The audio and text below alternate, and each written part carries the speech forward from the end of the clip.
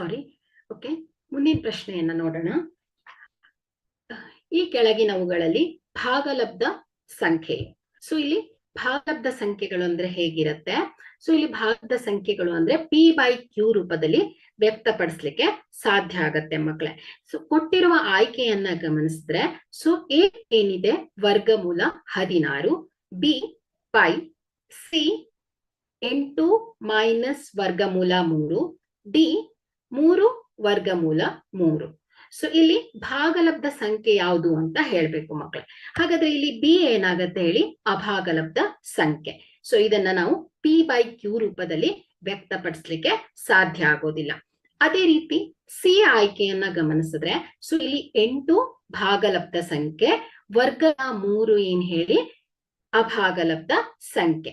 So ಇಲ್ಲಿ ಭಾಗಲಬ್ಧ ಸಂಖ್ಯೆ ಹಾಗೂ ಅಭಾಗಲಬ್ಧ ಸಂಖ್ಯೆಗಳ ನಡುವೆ ವ್ಯತ್ಯಾಸ ಏನಿರುತ್ತೆ? ಯಾವಾಗಲೂ ಅಭಾಗಲಬ್ಧ ಸಂಖ್ಯೆಯೇ ಆಗಿರುತ್ತೆ. ಸೊ ಹಾಗಾಗಿ ಈ ಆಯ್ಕೆ ಕೂಡ ಏನಾಗಿದೆ? ತಪ್ಪಾಗಿದೆ ಮಕ್ಕಳೇ. ಅದೇ ರೀತಿ ಡಿ ಆಯ್ಕೆಯನ್ನ ಗಮನಿಸಿದ್ರೆ, ಸೊ ಇಲ್ಲಿ ಡಿ ಏನಿದೆ ಹೇಳಿ?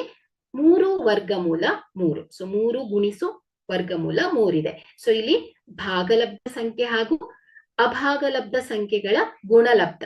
ಸೊ ಯಾವಾಗ್ಲೂ ಏನಾಗಿರತ್ತೆ ಹೇಳಿ? ಅಭಾಗಲಬ್ಧ ಸಂಖ್ಯೆಯೇ ಆಗಿರತ್ತೆ. ಸೊ ಹಾಗಾಗಿ ಡಿ ಕೂಡ ಏನಾಗಿದೆ ಹೇಳಿ? ತಪ್ಪಾಗಿದೆ. ಅದೇ ಎ ನೋಡಿ, ವರ್ಗಮೂಲ 16. ಸೊ ಇದೇನಾಗತ್ತೆ ಹೇಳಿ? 4 ಅಲ್ವಾ? ಸೊ ಈ 4 ಅನ್ನೋದೇನಾಯ್ತು ಹೇಳಿ? ಭಾಗಲಬ್ಧ ಸಂಖ್ಯೆ ಆಯ್ತು. ಸೊ ಇದನ್ನ ನಾವು P/Q ರೂಪ ವ್ಯಕ್ತಪಡಿಸಲು ಸಾಧ್ಯವಿದೆ. ಸೊ ಇಲ್ಲಿ 4 ಅಂದ್ರೆ 4/1.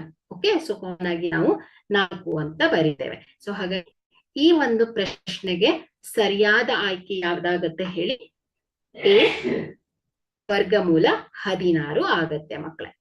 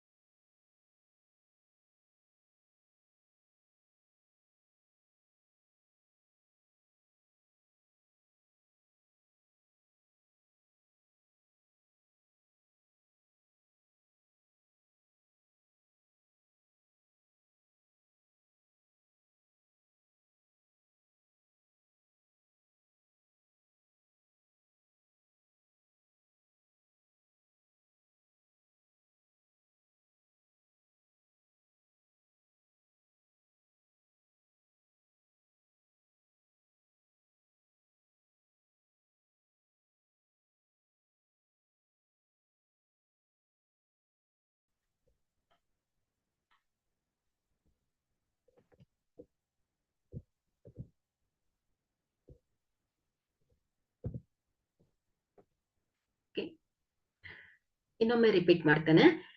ಎರಡನೆಯ ಪ್ರಶ್ನೆಯನ್ನ ಗಮನಿಸಿ ಮಕ್ಕಳೇ. ಈ ಕೆಳಗಿನವುಗಳಲ್ಲಿ ಭಾಗಲಬ್ಧ ಸಂಖ್ಯೆ ಆಯ್ಕೆಯನ್ನ ಗಮನಿಸಿ. ವರ್ಗಮೂಲ 16, ಬಿ ಪೈ, ಸಿ 8 ಮೈನಸ್ ವರ್ಗಮೂಲ 3, ಡಿ 3 ವರ್ಗಮೂಲ 3. ಸೊ ಇಲ್ಲಿ ಕೊಟ್ಟಿರುವ ಆಯ್ಕೆಯಲ್ಲಿ ಭಾಗಲಬ್ಧ ಸಂಖ್ಯೆ ಯಾವುದು ಅನ್ನೋದನ್ನ ಹೇಳ್ಬೇಕು ಮಕ್ಕಳೇ. ಸೊ ಇಲ್ಲಿ ಏನಾಗಿದೆ ಹೇಳಿ? ಇದೊಂದು ಅಭಾಗಲಬ್ಧ ಸಂಖ್ಯೆ. ಸೊ ಇದನ್ನ ನಾವು P/Q ರೂಪದಲ್ಲಿ ವ್ಯಕ್ತಪಡಿಸ್ಲಿಕ್ಕೆ ಸಾಧ್ಯ ಆಗೋದಿಲ್ಲ. ಸೊ ಹಾಗಾಗಿ ಬಿ ಆಯ್ಕೆ ಏನಾಗಿದೆ? ತಪ್ಪಾಗಿದೆ. ಸೊ ಅದೇ ರೀತಿ ಸಿ ಆಯ್ಕೆಯನ್ನ ಗಮನಿಸಿದ್ರೆ, 8 ಏನ್ ಹೇಳಿ? ಭಾಗಲಬ್ಧ ಸಂಖ್ಯೆ, ವರ್ಗಮೂಲ 3 ಏನ್ ಹೇಳಿ? ಅಭಾಗಲಬ್ಧ ಸಂಖ್ಯೆ. ಸೊ ಇಲ್ಲಿ ಭಾಗಲಬ್ಧ ಸಂಖ್ಯೆ ಹಾಗೂ ಅಭಾಗಲಬ್ಧ ಸಂಖ್ಯೆಗಳ ನಡುವಿನ ವ್ಯತ್ಯಾಸ ಏನಾಗಿರುತ್ತೆ? ಯಾವಾಗಲೂ ಅಭಾಗಲಬ್ಧ ಸಂಖ್ಯೆಯೇ ಆಗಿರುತ್ತೆ. ಸೊ ಹಾಗಾಗಿ ಈ ಆಯ್ಕೆ ಕೂಡ ಏನಾಗಿದೆ? ತಪ್ಪಾಗಿದೆ ಮಕ್ಕಳೇ. ಅದೇ ರೀತಿ ಡಿ ಆಯ್ಕೆಯನ್ನ ನೋಡಿದ್ರೆ, ಸೊ ಇಲ್ಲಿ 3 ವರ್ಗಮೂಲ 3 ಇದೆ. ಸೊ ಇಲ್ಲಿ ಭಾಗಲಬ್ಧ ಸಂಖ್ಯೆ ಅಭಾಗಲಬ್ಧ ಸಂಖ್ಯೆ, ಸೊ ಇವುಗಳ ಗುಣಲಬ್ಧಗಳು ಯಾವಾಗ್ಲೂ ಏನಾಗಿರುತ್ತೆ? ಅಭಾಗಲಬ್ಧ ಸಂಖ್ಯೆನೇ ಆಗಿರುತ್ತೆ. ಸೊ ಹಾಗಾಗಿ ಡಿ ಕೂಡ ತಪ್ಪಾಗಿದೆ ಮಕ್ಕಳೇ. ಸೊ ಹಾಗಾದ್ರೆ ಇಲ್ಲಿ ಕೊಟ್ಟಿರುವ ಆಯ್ಕೆಯಲ್ಲಿ ಭಾಗಲಬ್ಧ ಸಂಖ್ಯೆ ಯಾವ್ದಾಗತ್ತೆ? ವರ್ಗಮೂಲ 16. ಸೊ ಇಲ್ಲಿ ವರ್ಗಮೂಲ 16 = ಏನಾಗತ್ತೆ ಹೇಳಿ? 4. ಸೊ ಇದು ಒಂದು ಭಾಗಲಬ್ಧ ಸಂಖ್ಯೆ ಆಗಿದೆ. ಸೊ ಹಾಗಾಗಿ ಇಲ್ಲಿ ಎ ಏನಾಗತ್ತೆ? ಸರಿಯಾದ ಆಯ್ಕೆ ಆಗತ್ತೆ ಮಕ್ಕಳೇ. ಸೊ ಮೊದಲನೇದಾಗಿ ಕೊಟ್ಟಿರುವ ಆಯ್ಕೆಯಲ್ಲಿ ಯಾವುದು ಆಗಲ್ಲ, ಯಾಕೆ ಆಗಲ್ಲ ಅನ್ನೋದು ಸರಿಯಾಗಿ ಅರ್ಥ ಮಾಡ್ಕೊಂಡ್ರೆ ಸೊ ನಿಮ್ಗೆ ಉತ್ತರವನ್ನ ಹುಡುಕ್ಲಿಕ್ಕೆ ಈಸಿ ಆಗತ್ತೆ ಮಕ್ಕಳೇ. ಓಕೆ, ಸೊ ಮುಂದಿನ ಪ್ರಶ್ನೆಗೆ ಹೋಗೋಣ. 7 × 11 × +13. ಓಕೆ, ಸೊ ಇಲ್ಲಿ ಮೂರನೇ ಪ್ರಶ್ನೆಯನ್ನ ಗಮನಿಸಿ. 7 × 11 × 13 13. ಸೊ ಇದು ಒಂದು ಆಯ್ಕೆಯನ್ನ ಗಮನಿಸಿ. ಅವಿಭಾಜ್ಯ ಸಂಖ್ಯೆ, ಬಿ ಸಂಯುಕ್ತ ಸಂಖ್ಯೆ, ಸಿ ಅಭಾಗಲಬ್ಧ ಸಂಖ್ಯೆ, ಡಿ ಬೆಸ ಸಂಖ್ಯೆ. ಸೊ ಇಲ್ಲಿ ಈ ಒಂದು ಸಂಖ್ಯೆಯನ್ನ ಗಮನಿಸಿದ್ರೆ, ಸೊ ಕೊಟ್ಟಿರುವ ಆಯ್ಕೆಯನ್ನ ನೋಡಿದ್ರೆ, ಸೊ ಇಲ್ಲಿ ಅವಿಭಾಜ್ಯ ಸಂಖ್ಯೆಗಳು ಅಂದ್ರೆ ಏನು? ಸೊ ಇಲ್ಲಿ ಅವಿಭಾಜ್ಯ ಸಂಖ್ಯೆಗಳು ಅಂದ್ರೆ ಒಂದು ಸಂಖ್ಯೆಯನ್ನ ತಗೊಂಡು ಆ ಸಂಖ್ಯೆ ಏನಾಗ್ತಾ ಇರ್ಬೇಕು ಮಕ್ಕಳೇ? ಅದೇ ಸಂಖ್ಯೆಯಿಂದ ಹಾಗೂ 1ರಿಂದ ಮಾತ್ರ ಭಾಗವಾಗ್ತಾ ಇದ್ರೆ ಸೊ ಅಂತಹ ಸಂಖ್ಯೆಗಳನ್ನ ಏನಂತ ಹೇಳ್ತೇವೆ ನಾವು? ಅವಿಭಾಜ್ಯ ಸಂಖ್ಯೆಗಳು ಅಂತ ಹೇಳ್ತೇವೆ. ಓಕೆ, ಸೊ ಅದೇ ಸಂಯುಕ್ತ ಸಂಖ್ಯೆಗಳು ಹೇಗಿರತ್ತೆ? ಉದಾಹರಣೆ ನೋಡಿ, 12. ಸೊ ಅಪವರ್ತನಗಳನ್ನ ಗಮನಿಸಿ. 1 2 3 4 6 ಹಾಗೆ 12 ಅಲ್ವಾ? ಸೊ ಇಲ್ಲಿ ಈ 12 ಏನಾಗಿದೆ? 2ಕ್ಕಿಂತ ಹೆಚ್ಚು ಅಪವರ್ತನಗಳನ್ನ ಹೊಂದಿದೆ ಅಲ್ವಾ? ಸೊ ಯಾವ ಒಂದು ಸಂಖ್ಯೆ 2ಕ್ಕಿಂತ ಹೆಚ್ಚು ಅಪವರ್ತನಗಳನ್ನ ಹೊಂದಿರತ್ತಾ ಅಂತಹ ಸಂಖ್ಯೆ ಏನಂತ ಹೇಳ್ತೇವೆ ನಾವು? ಸಂಯುಕ್ತ ಸಂಖ್ಯೆಗಳು ಅಂತ ಹೇಳ್ತೇವೆ ಮಕ್ಕಳೇ. ಹಾಗಾದ್ರೆ ಇಲ್ಲಿ ಕೊಟ್ಟಿರುವ ಸಂಖ್ಯೆ ಸಂಯುಕ್ತ ಸಂಖ್ಯೆನೋ ಅಥವಾ ಅವಿಭಾಜ್ಯ ಸಂಖ್ಯೆನೋ? ಸೊ ಅಭಾಗಲಬ್ಧ ಸಂಖ್ಯೆ ಅಂತೂ ಆಗಿರಲ್ಲ. ಸೊ ಹಾಗಾಗಿ ಸಿ ಏನಾಗಿದೆ? ಆಯ್ಕೆ ಉತ್ತರ ಆಗಿರ್ಲಿಕ್ಕೆ ಚಾನ್ಸೇ ಇಲ್ಲ. ಸೊ ಡಿ ಕೂಡ ಅಲ್ಲ, ಬೆಸ ಸಂಖ್ಯೆ. ಸೊ ಇಲ್ಲಿ ಇದು ಬೆಸ ಸಂಖ್ಯೆಗಳೇ, ಬಟ್ ಇಲ್ಲಿ ಸಂಯೋಜನೆ ಇದೆ, ಬೆಸ ಸಂಖ್ಯೆಗಳ ಸಂಯೋಜನೆ ಇದೆ ಅಲ್ವಾ? ಸೊ ಹಾಗಾಗಿ ಇವುಗಳನ್ನ ನಾವು ಸಂಯೋಜನೆಯನ್ನ ಒಟ್ಟುಗೂಡಿಸಿದಾಗ ಸೊ ಆ ಸಂಖ್ಯೆಗಳನ್ನ ನೋಡಿದಾಗ ಆಗ ನಮ್ಗೆ ಗೊತ್ತಾಗತ್ತೆ ಸೊ ಇದು ಸಂಯುಕ್ತ ಸಂಖ್ಯೆನೋ ಅಥವಾ ಅವಿಭಾಜ್ಯ ಸಂಖ್ಯೆನೋ ಅನ್ನೋದು ಗೊತ್ತಾಗತ್ತೆ ಮಕ್ಕಳೇ. ಸೊ ಹಾಗಾದ್ರೆ ಇದನ್ನ ನಾವು ಸಿಂಪ್ಲಿಫೈ ಮಾಡೋಣ. ಸೊ 7 × 11 × 13 +13 ಇದೆ. ಈ ಎರಡು ಟರ್ಮ್ ಅಲ್ಲಿ 13 ಸಾಮಾನ್ಯವಾಗಿದೆ. ಸೊ ಹಾಗಾಗಿ 13ಅನ್ನ ನಾವು ಹೊರಗಿಟ್ಕೊಂಡಾಗ ಸೊ ಬ್ರಾಕೆಟ್ ಅಲ್ಲಿ ಏನ್ ಬರುತ್ತೆ? 7 × 11 +1. Okay, so 13 × 11 77 +1. ಸೊ 13 ಗುಣಿಸು ಏನಾಯ್ತು? 78 ಆಯ್ತು ಅಲ್ವಾ? ಸೊ 13. ಸೊ ಈ 13 ಏನ್ ಹೇಳಿ? ಅವಿಭಾಜ್ಯ ಸಂಖ್ಯೆ. ಓಕೆ, ಬಟ್ ಇಲ್ಲಿ 78 ಏನಿದೆ? ಸೊ ಈ ಸಂಖ್ಯೆಯನ್ನ ನಾವು ಮತ್ತಷ್ಟು ವಿಭಜಿಸಬಹುದಾ? ಸೊ ಇದನ್ನ ಹೇಗೆ ವಿಭಜಿಸಬಹುದು? 2 × 3 × 13. ಸೊ ಇಲ್ಲಿ ಏನಾಯ್ತಿದು? ಅವಿಭಾಜ್ಯ ಸಂಖ್ಯೆಗಳ ಗುಣಲಬ್ಧವನ್ನಾಗಿ ವ್ಯಕ್ತಪಡಿಸ್ತೀವಿ. ಈ ಸಂಖ್ಯೆಯನ್ನ ಏನ್ ಮಾಡಿದ್ದೇವೆ ನಾವು? ಅವಿಭಾಜ್ಯ ಸಂಖ್ಯೆಗಳ ಗುಣಲಬ್ಧವನ್ನಾಗಿ ವ್ಯಕ್ತಪಡಿಸಿದ್ದೇವೆ. ಹಾಗಾದ್ರೆ ಇಲ್ಲಿ ಸಂಯುಕ್ತ ಸಂಖ್ಯೆ ಅಂದ್ರೆ ಏನಾಗತ್ತೆ ಹೇಳಿ? ಅವಿಭಾಜ್ಯ ಸಂಖ್ಯೆಗಳ ಗುಣಲಬ್ಧವನ್ನೇ ನಾವೇನಂತ ಹೇಳ್ತೇವೆ? ಸಂಯುಕ್ತ ಸಂಖ್ಯೆಗಳು ಅಂತ ಹೇಳ್ತೇವೆ. ಹಾಗಾದ್ರೆ ಇಲ್ಲಿ ಕೊಟ್ಟಿರುವ ಸಂಖ್ಯೆಗಳನ್ನ ನಾವು ಹೇಗ್ ಬರ್ದಿದ್ದೇವೆ? ಅವಿಭಾಜ್ಯ ಸಂಖ್ಯೆಗಳ ಗುಣಲಬ್ಧವನ್ನಾಗಿ ವ್ಯಕ್ತಪಡಿಸಿದ್ದೇವೆ. ಸೊ ಹಾಗಾಗಿ ಇಲ್ಲಿ ಕೊಟ್ಟಿರುವ ಸಂಖ್ಯೆ ಯಾವ್ದಾಯ್ತು ಹೇಳಿ? ಸಂಯುಕ್ತ ಸಂಖ್ಯೆ ಆಯ್ತು ಮಕ್ಕಳೇ. ಸೊ ಹಾಗಾಗಿ ಇಲ್ಲಿ ಕೊಟ್ಟಿರುವ ಆಯ್ಕೆಯಲ್ಲಿ ಸರಿಯಾದ ಆಯ್ಕೆ ಯಾವ್ದಾಗತ್ತೆ? ಬಿ ಆಗತ್ತೆ. ಓಕೆ, ಸಂಯುಕ್ತ ಸಂಖ್ಯೆಗಳು.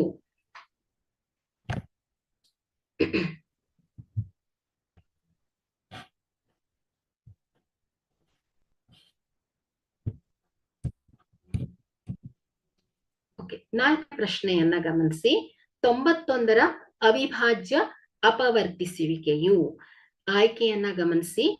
A 2 × 13 × 7, B 13 × 7, C 91 × 1, D 13 × 7 × 1. So 91ರ ಅವಿಭಾಜ್ಯ ಅಪವರ್ತಿಸುವಿಕೆ ಅಂದ್ರೆ ಏನು?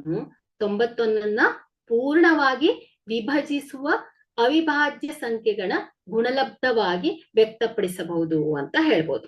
ಹಾಗಾದ್ರೆ ಇಲ್ಲಿ 91 ಎನ್ನುವುದು ಏನಾಗತ್ತೆ ಹೇಳಿ? 91 ಎನ್ನುವುದು 7 ಮತ್ತು 13 ಎಂಬ ಅವಿಭಾಜ್ಯ ಸಂಖ್ಯೆಗಳಿಂದ ಭಾಗಿಸಲ್ಪಡತ್ತೆ. ಓಕೆ, ಸೊ ಈ 91 ಏನಾಗತ್ತೆ ಹೇಳಿ? 7 ಹಾಗೆ 13 ಈ ಎರಡು ಅವಿಭಾಜ್ಯ ಸಂಖ್ಯೆಗಳಿಂದ ಭಾಗಿಸಲ್ಪಡುತ್ತೆ. ಸೊ ಆದ್ದರಿಂದ ನಾವು 91ಅನ್ನ ಹೇಗ್ ಬರಿಬಹುದು? 7 ಗುಣಿಸು 13 ಅಥವಾ ನೀವು 13 ಗುಣಿಸು 7. ಸೊ ಈ ರೀತಿಯಾಗೂ ಇದನ್ನ ವ್ಯಕ್ತಪಡಿಸಬಹುದು ಮಕ್ಕಳೇ. ಹಾಗಾದ್ರೆ ಇಲ್ಲಿ ಕೊಟ್ಟಿರುವ ಆಯ್ಕೆಯನ್ನ ಗಮನಿಸಿದ್ರೆ ಸರಿಯಾದ ಆಯ್ಕೆ ಯಾವ್ದಾಗತ್ತೆ ಹೇಳಿ? ಬಿ ಆಗತ್ತೆ, 13 ಗುಣಿಸು 7. ಸೊ ಇದು 91ರ ಅವಿಭಾಜ್ಯ ಅಪವರ್ತಿಸುವಿಕೆ ಆಗತ್ತೆ. ಓಕೆ,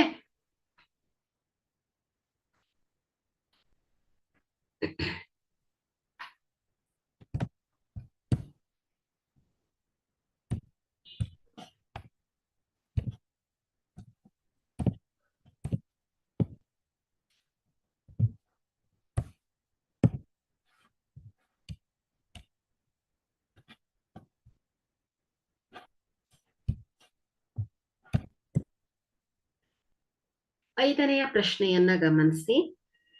11 ಮತ್ತು 20ರ ನಡುವಿನ ಅವಿಭಾಜ್ಯಗಳ ಸಂಖ್ಯೆ ಎಷ್ಟು? ಸೊ 11 ಮತ್ತು 20ರ ನಡುವೆ ಎಷ್ಟು ಅವಿಭಾಜ್ಯ ಸಂಖ್ಯೆಗಳು ಬರುತ್ತೆ ಅನ್ನೋದನ್ನ ಕೇಳ್ತಾ ಇದ್ದಾರೆ.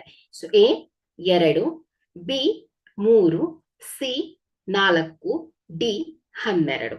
ಸೊ ಇಲ್ಲಿ ಆಯ್ಕೆ ಏನ್ ಕೊಟ್ಟಿದ್ದಾರೆ? ಬಿ 3. ಓಕೆ, ಸೊ ಹೇಗೆ? ಸೊ ಇಲ್ಲಿ ಮೊದಲನೇದಾಗಿ ಅವಿಭಾಜ್ಯ ಸಂಖ್ಯೆಗಳು ಅಂದ್ರೆ ಏನು ಅನ್ನೋದು ನಿಮ್ಗೆ ಗೊತ್ತಬೇಕು. ಸೊ ಇಲ್ಲಿ ಅವಿಭಾಜ್ಯ ಸಂಖ್ಯೆಗಳಂದ್ರೆ ಹೇಗಿರತ್ತೆ ಹೇಳಿ? ಸೊ ಒಂದು ಸಂಖ್ಯೆ ಏನಾಗ್ತಾ ಇರುತ್ತೆ? ಸಂಖ್ಯೆ ಹಾಗೂ 1. ಸೊ ಇದು ಎರಡೇ ಸಂಖ್ಯೆಯಿಂದ ಭಾಗ ಆಗ್ತಾ ಇರತ್ತೆ. ಸೊ ಅಂತಹ ಸಂಖ್ಯೆಗಳನ್ನ ಏನಂತ ಹೇಳ್ತೇವೆ ನಾವು? ಅವಿಭಾಜ್ಯ ಸಂಖ್ಯೆಗಳು ಅಂತ ಹೇಳ್ತೇವೆ ಮಕ್ಕಳೇ. ಸೊ ಇಲ್ಲಿ ಸಾಮಾನ್ಯವಾಗಿ 1 ಮತ್ತು 20ರ ನಡುವಿನ ಅವಿಭಾಜ್ಯ ಸಂಖ್ಯೆಗಳು ಯಾವ್ಯಾವ್ದು? ಸೊ ನೋಡಿ, 2. ಸೊ 2 ಒಂದನ್ನ ಹೊರತುಪಡಿಸಿ ಹೇಳ್ತಾ ಇರ್ಬೇಕು. ಸೊ 2, 3, 5, 7, 11, 13. ಅದೇ ರೀತಿ 17, 19. ಸೊ ಇದಿಷ್ಟು ಏನಾಗತ್ತೆ ಹೇಳಿ? 1ರಿಂದ 20ರ ನಡುವಿನ ಅವಿಭಾಜ್ಯ ಸಂಖ್ಯೆಗಳು. ಸೊ ಇಲ್ಲಿ ಹೇಳ್ತಾ ಇರೋದೇನು? 11 ಮತ್ತು 20ರ ನಡುವಿನ ಅವಿಭಾಜ್ಯ ಸಂಖ್ಯೆಗಳು ಅಲ್ವಾ? ಸೊ ಹಾಗಾದ್ರೆ ಯಾವ್ಯಾವ್ದು ಬರುತ್ತೆ? 13. ಸೊ ಇದು ಅವಿಭಾಜ್ಯ ಸಂಖ್ಯೆ. ಸೊ 1ರಿಂದ ಭಾಗ ಆಗತ್ತೆ, ಅದೇ ಸಂಖ್ಯೆಯಿಂದ ಭಾಗ ಆಗತ್ತೆ. ಅದೇ ರೀತಿ 17. ಸೊ ಈ ಸಂಖ್ಯೆಯು ಕೂಡ ಏನಾಗತ್ತೆ ಮಕ್ಕಳೇ? 1ರಿಂದ ಭಾಗ ಆಗತ್ತೆ ಹಾಗೂ ಅದೇ ಸಂಖ್ಯೆಯಿಂದ ಭಾಗ ಆಗತ್ತೆ. ಓಕೆ, ಅದೇ ರೀತಿ 19. ಸೊ ಈ ಸಂಖ್ಯೆಯು ಕೂಡ ಏನಾಗತ್ತೆ? 1ರಿಂದ ಭಾಗ ಆಗತ್ತೆ ಹಾಗೆ ಅದೇ ಸಂಖ್ಯೆಯಿಂದ ಭಾಗ ಆಗತ್ತೆ. ಹಾಗಾದ್ರೆ ಇಲ್ಲಿ ನಮ್ಗೆ 11ರಿಂದ 20ರ ನಡುವೆ ಎಷ್ಟು ಅವಿಭಾಜ್ಯ ಸಂಖ್ಯೆಗಳು ಸಿಕ್ಕಿದ್ವು? 3 ಅವಿಭಾಜ್ಯ ಸಂಖ್ಯೆಗಳು ಸಿಕ್ಕಿದ್ವು ಮಕ್ಕಳೇ. ಹಾಗಾದ್ರೆ ಇಲ್ಲಿ 11 ಮತ್ತು 20ರ ನಡುವಿನ ಅವಿಭಾಜ್ಯ ಸಂಖ್ಯೆಗಳು ಎಷ್ಟಾಗತ್ತೆ ಹೇಳಿ? 3 ಆಗತ್ತೆ. ಸೊ ಕೊಟ್ಟಿರುವ ಆಯ್ಕೆಯನ್ನ ಗಮನಿಸಿದ್ರೆ ಬಿ ಏನಾಗತ್ತೆ? ಸರಿಯಾದ ಉತ್ತರ ಆಗತ್ತೆ ಮಕ್ಕಳೇ. ಓಕೆ, ಮುಂದಿನ ಪ್ರಶ್ನೆ ಹೋಗೋಣ. 6ನೆಯ ಪ್ರಶ್ನೆಯನ್ನ ಗಮನಿಸಿ. 2 ಮತ್ತು 3ರ ಲಸಾಅವು. ಆಯ್ಕೆ A 2, B 3, C 5, D 6. So ಇಲ್ಲಿ ಲಸಾಅ ಲಘುತ್ತಮ ಸಾಮಾನ್ಯ ಅಪವರ್ತ್ಯ ಅಂದ್ರೆ ಏನು? 2 ಅಥವಾ ಅದಕ್ಕಿಂತ ಹೆಚ್ಚಿನ ಸಂಖ್ಯೆಗಳಿಂದ ನಿಶೇಷವಾಗಿ ಭಾಗಿಸಲ್ಪಡುವ ಅತಿ ಸಣ್ಣ ಸಂಖ್ಯೆ. ಉದಾಹರಣೆಗೆ 4. ಸೊ ಇಲ್ಲಿ 4ರ ಗುಣಕಗಳು ಯಾವ್ಯಾವುದು? 4, 8, 12, 16, 20, 24 ಈ ರೀತಿಯಾಗಿ ಬರುತ್ತೆ. ಅದೇ ರೀತಿ 5ರ ಗುಣಕಗಳು ಯಾವ್ಯಾವುದು ಮಕ್ಕಳೇ? 5, 10, 15, 20, 25. ಸೊ ಇವುಗಳೆಲ್ಲ ಏನಾಯ್ತು ಹೇಳಿ? 5ರ ಗುಣಕಗಳು. ಸೊ ಇಲ್ಲಿ ಇದರ ಲಸಾವನ್ನ ಹೇಳ್ಬೇಕು. ಅಂದ್ರೆ ಈ 2ರಲ್ಲೂ ನಿಶೇಷವಾಗಿ ಭಾಗಿಸಲ್ಪಡ್ತಾ ಇರ್ಬೇಕು, ಅತಿ ಸಣ್ಣ ಸಂಖ್ಯೆ ಆಗಿರ್ಬೇಕು. ಸೊ ನೋಡಿ, ಈ ಎರಡರಲ್ಲೂ 20 ಇಲ್ಲೂ ಕೂಡ 4ರಲ್ಲೂ ಕೂಡ 20 ಸೊ ಇಲ್ಲಿ ಎರಡರಲ್ಲೂ ಸಾಮಾನ್ಯವಾಗಿದೆ, ಫಸ್ಟ್ ಸಿಗ್ತಾ ಇದೆ ಅಲ್ವಾ. ಸೊ ಹಾಗಾಗಿ ಇಲ್ಲಿ 4 ಮತ್ತು 5ರ ಲಸ ಏನಾಯ್ತು ಹೇಳಿ 20. ಬಟ್ ಇಲ್ಲಿ ನಮ್ಗೆ ಪ್ರಶ್ನೆಯಲ್ಲಿ ಏನ್ ಕೇಳಿದಾರೆ ಅವರು, 2 ಮತ್ತು 3ರ ಲಸ. ಹಾಗಾದ್ರೆ ಇಲ್ಲಿ 2ರ ಗುಣಕಗಳು ಯಾವ್ಯಾವುದು? 2, 4, 6, 8, 10 ಸೊ ಈ ರೀತಿಯಾಗಿ ಬರುತ್ತೆ. ಅದೇ 3ರ ಗುಣಕಗಳು ಯಾವ್ಯಾವ್ದಾಗತ್ತೆ? 3, 6, 9, 12, 15, 18 ಸೊ ಹೀಗಾಗಿ ಬರುತ್ತೆ. ಸೊ ಇದು 3ರ ಗುಣಕಗಳು. ಸೊ ಈ ಗುಣಕದಲ್ಲಿ ಮೊದಲ ಸಾಮಾನ್ಯ ಗುಣಕಗಳು ಯಾವ್ದಾಗಿದೆ ಹೇಳಿ? 6 ಅಲ್ವಾ. ಸೊ ಹಾಗಾಗಿ ನಾವು ಇಲ್ಲಿ 2 ಮತ್ತು 3ರ ಲಸ ಯಾವ್ದಾಗತ್ತೆ ಹೇಳಿ? ಡಿ 6 ಆಗತ್ತೆ. ಸೊ ಇಲ್ಲಿ 2 ಮತ್ತು 3ರಲ್ಲಿ 2ರಲ್ಲೂ ಕೂಡ 18 ಬರ್ತಾ ಇದೆ, 3ರಲ್ಲೂ ಕೂಡ 18 ಬರುತ್ತೆ. ಬಟ್ ಇಲ್ಲಿ ನಾವೇನ್ ಹೇಳ್ಬೇಕಾಗಿದೆ? ಅತ್ಯಂತ ಚಿಕ್ಕದಿರ್ಬೇಕು, 2ರಲ್ಲೂ ಸಾಮಾನ್ಯವಾಗಿರ್ಬೇಕು ಅಲ್ವಾ. ಹಾಗಾಗಿ ಇಲ್ಲಿ ಕೊಟ್ಟಿರುವ ಸಂಖ್ಯೆ 2 ಮತ್ತು 3ರಲ್ಲಿ ಇದರ ಲಸ ಏನಾಗತ್ತೆ ಹೇಳಿ? 6 ಆಗತ್ತೆ. ಹಾಗಾಗಿ ಸರಿಯಾದ ಆಯ್ಕೆ ಯಾವ್ದಾಯ್ತು? ಡಿ ಆಗತ್ತೆ ಮಕ್ಕಳೇ. ಓಕೆ, ಸೊ ಇದು ಲಸ ಲಘುತ್ತಮ ಸಾಮಾನ್ಯ ಅಪತ್ಯ. ಓಕೆ, ಸೊ ಈ ರೀತಿಯಾಗಿ ಕೂಡ ನಿಮ್ಗೆ ಎಕ್ಸಾಮ್ಸ್ ಅಲ್ಲಿ ಪ್ರಶ್ನೆಗಳನ್ನ ಕೇಳ್ತಾ ಇರ್ತಾರೆ. ಸೊ ಇಲ್ಲಿ 2 ಮತ್ತು 3 ಅಂತ ಕೊಟ್ಟಿದ್ದಾರೆ. ಸೊ ಇಲ್ಲಿ ಸಂಖ್ಯೆಗಳನ್ನ ಚೇಂಜ್ ಮಾಡಿ ಕೂಡ ನಿಮ್ಗೆ ಪ್ರಶ್ನೆಗಳನ್ನ ಕೇಳ್ತಾರೆ ಮಕ್ಕಳೇ. ಓಕೆ, ಸೊ ಅದೇ ರೀತಿಯಾಗಿ 7ನೆಯ ಪ್ರಶ್ನೆಯನ್ನ ಗಮನಿಸಿ. 3 ಮತ್ತು 5ರ ಮಸಾಅವು. ಸೊ ಇಲ್ಲಿ ಮಸಾಅ ಅಂದ್ರೆ ಏನು? ಮಹತ್ತಮ ಸಾಮಾನ್ಯ ಅಪವರ್ತನ ಅಂದ್ರೆ ಏನ್ ಹೇಳಿ? 2 ಅಥವಾ ಅದಕ್ಕಿಂತ ಹೆಚ್ಚು ಸಂಖ್ಯೆಗಳ ಸಾಮಾನ್ಯ ಅಪವರ್ತನಗಳಲ್ಲಿ ಅತ್ಯಂತ ದೊಡ್ಡದಾದ ಸಂಖ್ಯೆ ಮಕ್ಕಳೇ. ಉದಾಹರಣೆಗೆ 24 ಮತ್ತು 36 ಮಸಾವನ್ನು ಕಂಡುಹಿಡಿಯಿರಿ ಅಂತ ಕೇಳ್ತಾರೆ. ಸೊ ಇಲ್ಲಿ 24, ಸೊ ಇಲ್ಲಿ 1, 2 ಸೊ ಇದು ಯಾವ್ಯಾವ್ದ್ರಲ್ಲಿ ಭಾಗ ಆಗತ್ತೆ ಅನ್ನೋದನ್ನ ನೋಡ್ತಾ ಹೋಗ್ಬೇಕು. ಸೊ 1, 2, 3, 4, 6, 12, 18 ಹಾಗೆ 24 ಸೊ ಇದಿಷ್ಟರಲ್ಲಿ ಈ ಸಂಖ್ಯೆ ಭಾಗ ಆಗತ್ತೆ. ಅದೇ ರೀತಿ 36, ಸೊ 1, 2, 3, 4, 6 ಸೊ 6ರ ಮಗ್ಗಿಲೂ ಕೂಡ ಬರುತ್ತೆ, 12ರ ಮಗ್ಗಿಯಲ್ಲೂ ಕೂಡ ಬರುತ್ತೆ, 18ರ ಮಗ್ಗಿಯಲ್ಲೂ ಬರುತ್ತೆ, 36ರ ಮಗ್ಗಿಲೂ ಕೂಡ ಬರುತ್ತೆ. ಸೊ ಇದಿಷ್ಟು ಏನಾಯ್ತು ಹೇಳಿ? ಇದರ ಅಪವರ್ತನಗಳು. ಓಕೆ, ಸೊ ಈಗ ನಾವ್ ಇದರಲ್ಲಿ ಮಹತ್ತಮ ಸಾಮಾನ್ಯ ಅಪವರ್ತನಗಳನ್ನ ಹೇಳ್ಬೇಕು. ಸೊ 2ರಲ್ಲೂ ಸಾಮಾನ್ಯವಾಗಿರ್ಬೇಕು, ದೊಡ್ಡದಾಗಿರ್ಬೇಕು, ಮಹತ್ತಮವಾಗಿರ್ಬೇಕು. ಸೊ ಯಾವ್ದಿದೆ? 1 ಇದೆ, 2 ಇದೆ, 3 ಇದೆ, 4 ಇದೆ, 6 ಇದೆ, 12 ಇದೆ, 18 ಇದೆ, 36 ಇದೆ. ಓಕೆ, ಸೊ ಇಲ್ಲಿ 24 ಮತ್ತು 36ರ ಮಸಾಅ ಏನಾಗತ್ತೆ ಹೇಳಿ? 12. ಅದೇ 3 ಮತ್ತು 5ರ ಮಸಾವು ಅಂತ ಕೇಳಿದ್ದಾರೆ. ಸೊ ಇಲ್ಲಿ 3 ಮತ್ತು 5 ಸೊ ಈ 3 1ರಿಂದ ಭಾಗ ಆಗತ್ತೆ, ಹಾಗೆ ಅದೇ ಸಂಖ್ಯೆಯಿಂದ ಭಾಗ ಆಗತ್ತೆ. ಹಾಗಾದ್ರೆ ಇದೊಂದು ಅವಿಭಾಜ್ಯ ಸಂಖ್ಯೆ ಅಂತ ಆಯ್ತು. ಅದೇ ರೀತಿ 5, ಸೊ 5 1ರಿಂದ ಭಾಗ ಆಗ್ತಾ ಇದೆ, ಹಾಗೆ ಅದೇ ಸಂಖ್ಯೆಯಿಂದ ಭಾಗ ಆಗ್ತಾ ಇದೆ. ಸೊ ಇದು ಕೂಡ ಅವಿಭಾಜ್ಯ ಸಂಖ್ಯೆ ಅನ್ನೋದು ಗೊತ್ತಾಯ್ತು ನಿಮ್ಗೆ. ಹಾಗಾದ್ರೆ ಈ 2 ಸಂಖ್ಯೆಗಳ ಮಸ ಏನ್ ಬರುತ್ತೆ? ಸೊ 2ರಲ್ಲೂ ಸಾಮಾನ್ಯವಾಗಿರ್ಬೇಕು, ದೊಡ್ಡದಾಗಿರ್ಬೇಕು. ಸೊ ದೊಡ್ಡ ಸಂಖ್ಯೆ ಆಗಿರ್ಬೇಕು, ಬಟ್ 2ರಲ್ಲೂ ಸಾಮಾನ್ಯವಾಗಿರ್ಬೇಕು ಮಕ್ಕಳೇ. ಹಾಗಾದ್ರೆ 3 ಮತ್ತು 5ರ ಮಸ ಏನಾಗತ್ತೆ ಹೇಳಿ? 1 ಬರುತ್ತೆ. ಯಾಕಂದ್ರೆ ಇಲ್ಲಿ 2ರಲ್ಲೂ ಸಾಮಾನ್ಯವಾಗಿದೆ, ಹಾಗೆ ಮಹತ್ತಮವಾಗಿದೆ. ಓಕೆ, ಸೊ ಹಾಗಾಗಿ 3 ಮತ್ತು 5ರ ಮಸ ಏನಾಗತ್ತೆ ಹೇಳಿ? 1 ಆಗತ್ತೆ. ಓಕೆ,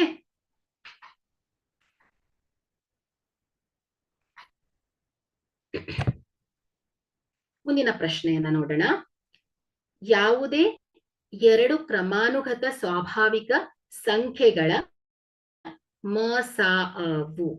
ಸೊ ಇಲ್ಲಿ ಕ್ರಮಾನುಗತ ಸಂಖ್ಯೆ. ಸೊ ನೋಡಿ ಇಲ್ಲಿ ನೋಡಿ, ಉದಾಹರಣೆಗೆ 4 ಮತ್ತು 5ಅನ್ನ ತಗೊಳ್ಳಿ. ಸೊ 4 ಮತ್ತು 5 ಸೊ ಇದೊಂದು ಕ್ರಮಾನುಗತ ಸಂಖ್ಯೆ. ಸೊ 4 ಮತ್ತು 5. ಸೊ ಇವುಗಳ ಮೊಸ. ಸೊ ನೋಡಿ ಇಲ್ಲಿ 4. ಸೊ ಇದು 1ರಿಂದ ಭಾಗ ಆಗತ್ತೆ, 2ರಿಂದ ಭಾಗ ಆಗತ್ತೆ, ಹಾಗೆ 4ರಿಂದ ಭಾಗ ಆಗತ್ತೆ. 5. ಸೊ ಇದು 1ರಿಂದ ಭಾಗ ಆಗತ್ತೆ ಮತ್ತು ಅದೇ ಸಂಖ್ಯೆಯಿಂದ ಭಾಗ ಆಗತ್ತೆ. ಹಾಗಾದ್ರೆ ಈ 2 ಸಂಖ್ಯೆಗಳ ಮೊಸ ಏನಾಯ್ತು? 2ರಲ್ಲೂ ಸಾಮಾನ್ಯವಾಗಿರ್ಬೇಕು, ಮಹತ್ತಮ ದೊಡ್ಡದಾಗಿರ್ಬೇಕು. ಹಾಗಾದ್ರೆ ಯಾವ್ದು ಹೇಳಿ?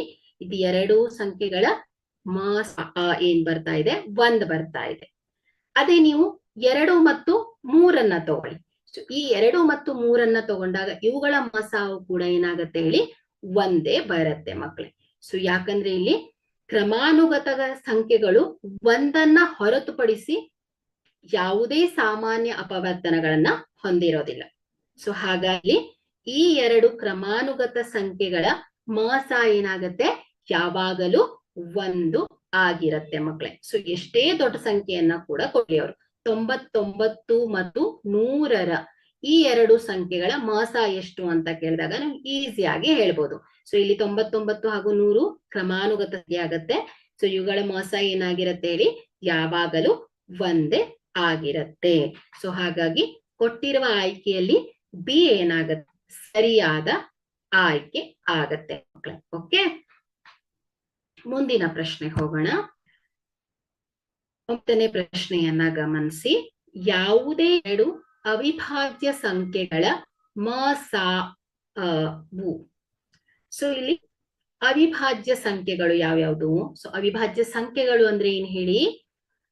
1 ಮತ್ತು ಅದೇ ಸಂಖ್ಯೆಯಿಂದ ಭಾಗವಾಗುವಂತ ಸಂಖ್ಯೆಗಳು ಅಲ್ವಾ? ಉದಾಹರಣೆಗೆ 2, 3, 5, 7 ಸೊ ಇತ್ಯಾದಿ. ಇವುಗಳೇನಾಯ್ತು ಹೇಳಿ? ಅವಿಭಾಜ್ಯ ಸಂಖ್ಯೆಗಳು ಆದ್ವ ಮಕ್ಕಳೇ. ಹಾಗಾದ್ರೆ ಇವುಗಳ ನಡುವೆ 1 ಹೊರತುಪಡಿಸಿ ಬೇರೆ ಯಾವ್ದಾದ್ರು ಸಾಮಾನ್ಯ ಅಪವರ್ತನಗಳು ಇರತ್ತಾ? ಇರೋದೇ ಇಲ್ಲ. ಯಾಕಂದ್ರೆ ಇಲ್ಲಿ ಅವಿಭಾಜ್ಯ ಸಂಖ್ಯೆಗಳಂದ್ರೆ ಹೇಗಿರತ್ತೆ ಹೇಳಿ? 1 ಮತ್ತು ಅದೇ ಸಂಖ್ಯೆಯಿಂದ ಭಾಗ ಆಗ್ತಾ ಇರತ್ತೆ. ಸೊ ಹಾಗಾಗಿ ಇಲ್ಲಿ ಈ ಅವಿಭಾಜ್ಯ ಸಂಖ್ಯೆಗಳಿಗೆ 1 ಹೊರತುಪಡಿಸಿ ಬೇರೆ ಯಾವುದೇ ಸಾಮಾನ್ಯ ಅಪವರ್ತನಗಳನ್ನ ಹೊಂದಿರ್ಲಿಕ್ಕೆ ಸಾಧ್ಯನೇ ಇಲ್ಲ. ಸೊ ಹಾಗಾಗಿ ಏನ್ ಹೇಳ್ಬೋದು ನಾವು? ಯಾವುದೇ 2 ಅವಿಭಾಜ್ಯ ಸಂಖ್ಯೆಗಳ ಮೊಸ ಏನಾಗಿರತ್ತೆ ಹೇಳಿ? 1 ಆಗಿರತ್ತೆ. ಸೊ ಹಾಗಾಗಿ ಕೊಟ್ಟಿರುವ ಆಯ್ಕೆಯಲ್ಲಿ ಸಿ ಏನಾಗತ್ತೆ? ಸರಿಯಾದ ಆಯ್ಕೆ ಆಗತ್ತೆ ಮಕ್ಕಳೇ. ಓಕೆ, ಸೊ ಮುಖ್ಯವಾಗಿ ನೀವು ಅವಿಭಾಜ್ಯ ಸಂಖ್ಯೆಗಳು ಅಂದ್ರೆ ಏನು, ಈ ಪ್ರಶ್ನೆಯನ್ನ ಗಮನಿಸಿದ್ರೆ ನಿಮ್ಗೆ ಅವಿಭಾಜ್ಯ ಸಂಖ್ಯೆಗಳು ಅಂದ್ರೆ ಏನು ಅನ್ನೋದು ಗೊತ್ತಿರ್ಬೇಕು, ಮೊಸ ಅಂದ್ರೆ ಏನು ಅನ್ನೋದು ಗೊತ್ತಿರ್ಬೇಕು. ಸೊ ಆಗ ನೀವು ಈ ಪ್ರಶ್ನೆಗೆ ಸರಿಯಾದ ಆಯ್ಕೆಯನ್ನ ಹುಡುಕ್ಲಿಕ್ಕೆ ಸಾಧ್ಯ ಇದೆ ಮಕ್ಕಳೇ. ಓಕೆ, ಸೊ ಮುಂದಿನ ಪ್ರಶ್ನೆಗೆ ಹೋಗೋಣ. 10ನೆಯ ಪ್ರಶ್ನೆಯನ್ನ ಗಮನಿಸಿ. ಎ ಮತ್ತು ಬಿಗಳು 2 ಸಹ ಅವಿಭಾಜ್ಯಗಳಾದಾಗ ಅವುಗಳ ಮೊಸವು ಎ 0, ಬಿ ಎ ಗುಣಿಸು B, C 1, D A plus B ಆಗಿರುತ್ತೆ. ಸೊ ಇಲ್ಲಿ ನಿಮ್ಗೆ ಅವಿಭಾಜ್ಯ ಸಂಖ್ಯೆಗಳು ಅಂದ್ರೆ ಏನು ಅನ್ನೋದು ಗೊತ್ತಿದೆ, ಬಟ್ ಸಹ ಅವಿಭಾಜ್ಯ ಅಂದ್ರೆ ಏನು ಅನ್ನೋದು ಗೊತ್ತಿರಬೇಕು.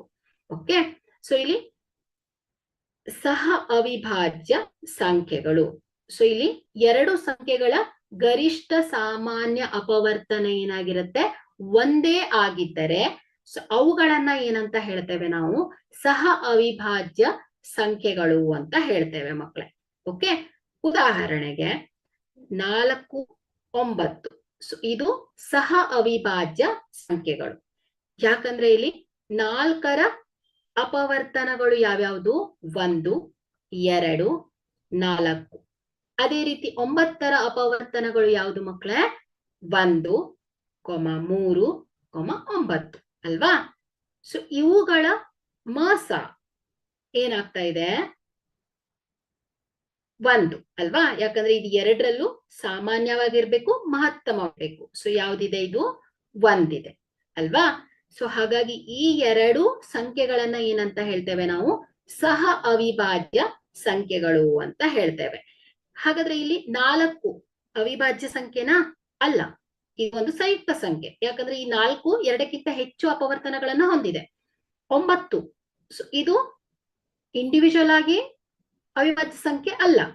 9 ಹಾಗೆ 4. ಸೊ ಇಂಡಿವಿಜುವಲ್ ಆಗಿ ಇದು ಅವಿಭಾಜ್ಯ ಸಂಖ್ಯೆ ಅಲ್ಲ, ಬಟ್ ಜೊತೆಯಾಗಿ ಇದ್ದಾಗ ಇದು ಏನಾಗತ್ತೆ ಹೇಳಿ, ಸಹ ಅವಿಭಾಜ್ಯ ಸಂಖ್ಯೆ ಆಗತ್ತೆ ಮಕ್ಕಳೇ. ಯಾಕಂದ್ರೆ ಇಲ್ಲಿ ಒಂದನ್ನು ಹೊರತುಪಡಿಸಿ ಯಾವುದೇ ರೀತಿಯ ಸಾಮಾನ್ಯ ಅಪವರ್ತನಗಳನ್ನ ಹೊಂದಿರೋದಿಲ್ಲ.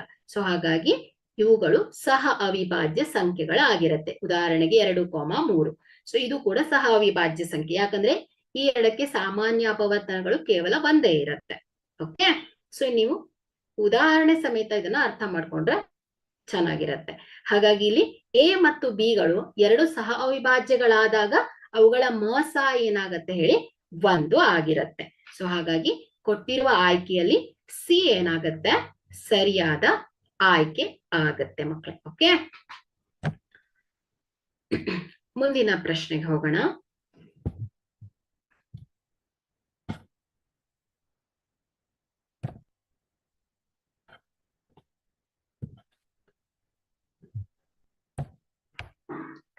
ಹನ್ನೊಂದನೇ ಪ್ರಶ್ನೆಯನ್ನ ಗಮನಿಸಿ. 5ರ ಘಾತ 2 ಗುಣಿಸು 2 ಮತ್ತು 2ರ ಘಾತ 5 ಗುಣಿಸು 5 ರ ಮ ಸಾ ಅವು. ಸೊ ಇಲ್ಲಿ ಮ ಸಾ ಅ ಅಲ್ವಾ. ಸೊ ನಾವಿಲ್ಲಿ ಏನ್ ಮಾಡ್ಬೇಕು, ಕನಿಷ್ಠ ಘಾತವನ್ನ ನಿರ್ಧರಿಸ್ಬೇಕು. ಓಕೆ, ಸೊ ಇಲ್ಲಿ ಮೊದಲನೇದಾಗಿ 5ರ ಘಾತ 2 ಗುಣಿಸು 2. ಸೊ ಇಲ್ಲಿ ಇದರ ಕನಿಷ್ಠ ಘಾತ ಏನಾಗತ್ತೆ ಹೇಳಿ, ಅವಿಭಾಜ್ಯ ಅಪವರ್ತನ 2ರ ಕನಿಷ್ಠ ಘಾತ ಏನಾಗಿದೆ, 2ರ ಘಾತ 1 ಆಗಿದೆ. ಹಾಗೆ ಅವಿಭಾಜ್ಯ ಅಪವರ್ತನಗಳ ಇದರ ಕನಿಷ್ಠ ಘಾತ ಏನಾಗಿದೆ, 5ರ ಘಾತ 1. ಸೊ ಎರಡರಲ್ಲೂ ಸಾಮಾನ್ಯವಾಗಿರ್ಬೇಕು. ಓಕೆ, ಸೊ ಇದೆ ನೋಡಿ, 5ರ ಘಾತ 2 ಇದೆ, ಬಟ್ ಇನ್ನೊಂದ್ರಲ್ಲಿ ಏನಿದೆ, 5ರ ಘಾತ 1 ಇದೆ. ಸೊ ಹಾಗಾಗಿ ಎರಡರಲ್ಲೂ ಸಾಮಾನ್ಯವಾಗಿರ್ಬೇಕು.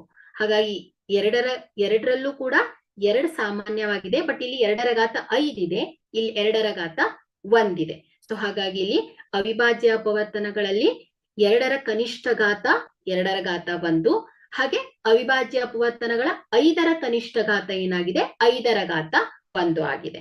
ಸೊ ಹಾಗಾಗಿ ಇಲ್ಲಿ ಪ್ರತಿ ಅವಿಭಾಜ್ಯ ಅಪವರ್ತನದ ಕನಿಷ್ಠ ಘಾತಗಳನ್ನ ಏನ್ ಮಾಡ್ತೇವೆ, ನಾವು ಗುಣಿಸ್ತೇವೆ. ಸೊ ಹಾಗಾಗಿ 2ರ ಘಾತ 1 ಗುಣಿಸು 5ರ ಘಾತ 1.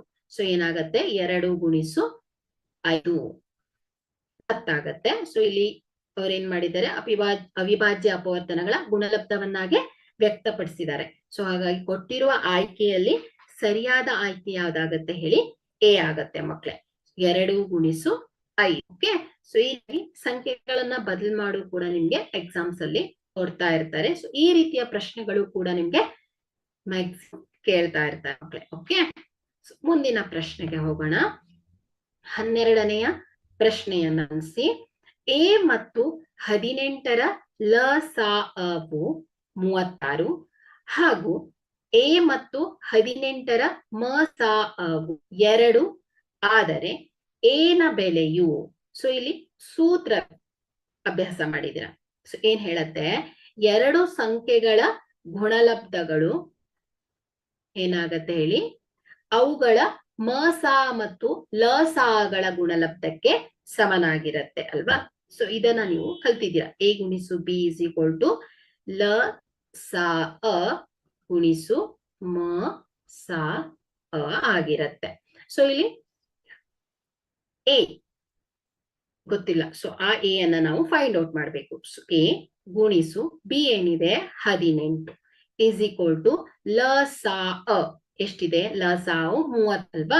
ಸೊ 36 ಗುಣಿಸು 18ರ ಮಸ. ಸೊ 18 ಮಸ ಏನಾಗಿದೆ, 2 ಆಗಿದೆ. ಸೊ ಎ ಮತ್ತು 18ರ ಮಸಾವು 2, ಹಾಗೆ ಎ ಮತ್ತು 18ರ ಸಾವು 36 ಆಗಿದೆ. ಹಾಗಾಗಿ ನಾವಿಲ್ಲಿ ಎ ಅನ್ನ ಹುಡುಕ್ಬೇಕು ಮಕ್ಕಳೇ. ಸೊ ಇದನ್ನ ನಾವು ಸಿಂಪ್ಲಿಫೈ ಮಾಡೋಣ. ಸೊ ಇಲ್ಲಿ ಎ ನ ಬೆಲೆಯನ್ನ ಕಂಡುಹಿಡಿಬೇಕು. ಸೊ ಎರಡೂ ಬದಿಗಳಲ್ಲಿ ಏನ್ ಮಾಡೋಣ, 18ರಿಂದ ಭಾಗಿಸೋಣ. ಸೊ ಏನಾಗತ್ತೆ, ಎ ಇಸ್ ಈಕ್ವಲ್ ಟು 36 ಗುಣಿಸು 2 ಡಿವೈಡೆಡ್ ಬೈ 18. ಓಕೆ, ಸೊ ಇದೇನಾಗತ್ತೆ, 18 ಒಂದ್ಲೆ 18, 18 ಎರಡ್ಲೆ 36. So a is equal to ಎಷ್ಟು ಬರ್ತಾ ಇದೆ, 4. ಓಕೆ, ಹಾಗಾದ್ರೆ ಇಲ್ಲಿ ಆ ಸಂಖ್ಯೆ ಯಾವ್ದಾಯ್ತು ಹೇಳಿ, 4 ಆಗಿದೆ. ಸೊ ಹಾಗಾಗಿ ಇಲ್ಲಿ ಕೊಟ್ಟಿರುವ ಆಯ್ಕೆಯನ್ನ ಗಮನಿಸಿದ್ರೆ ಸಿ ಏನಾಗುತ್ತೆ ಸರಿಯಾದ ಆಯ್ಕೆ ಆಗತ್ತೆ ಮಕ್ಕಳು. ಓಕೆ, ಸೊ ಇಲ್ಲಿ ಕೆಲವೊಂದು ಸಂದರ್ಭದಲ್ಲಿ ನಿಮ್ಗೆ ಎ ಮತ್ತು ಬಿ ಯ ಬೆಲೆಯನ್ನು ಆ ಎರಡು ಸಂಖ್ಯೆಗಳನ್ನ ಕೊಟ್ಟಿರ್ತಾರೆ, ಲಸಾವನ್ನು ಕೂಡ ಕೊಟ್ಟಿರ್ತಾರೆ, ಮಸಾವನ್ನ ಕಂಡುಹಿಡಿಯಿರಿ ಅಂತ ಹೇಳ್ತಾರೆ. ಸೊ ಆಗ ಈ ಸೂತ್ರವನ್ನ ಬಳಸ್ಕೊಂಡು ನೀವು ಫೈಂಡ್ ಔಟ್ ಮಾಡ್ಬೇಕು. ಸೊ ಆಗ ಕೆಲವೊಂದು ಸಂದರ್ಭದಲ್ಲಿ ಮಸಾವನ್ನ ಕೊಟ್ಟಿರ್ತಾರೆ, ಎರಡು ಸಂಖ್ಯೆಯನ್ನ ಕೊಟ್ಟಿರ್ತಾರೆ, ಲಸಾವನ್ನ ಕಂಡುಹಿಡಿಯಿರಿ ಅಂತ ಕೂಡ ಎಕ್ಸಾಮ್ಸ್ ಅಲ್ಲಿ ಕೇಳ್ತಾ ಇರ್ತಾರೆ ಮಕ್ಕಳಿಗೆ. ಸೊ ಒಂದು ಪ್ರಶ್ನೆಗೆ ನೀವು ಎಲ್ಲಾ ರೀತಿಯಲ್ಲೂ ಯೋಚನೆ ಮಾಡ್ಕೊಂಡು ಅದರ ಸೊಲ್ಯೂಷನ್ ಅನ್ನ ಹುಡುಕ್ಬೇಕಾಗತ್ತೆ. ಓಕೆ, ಸೊ ಮುಂದಿನ ಪ್ರಶ್ನೆಗೆ ಹೋಗೋಣ. 13ನೆಯ ಪ್ರಶ್ನೆಯನ್ನ ಗಮನಿಸಿ.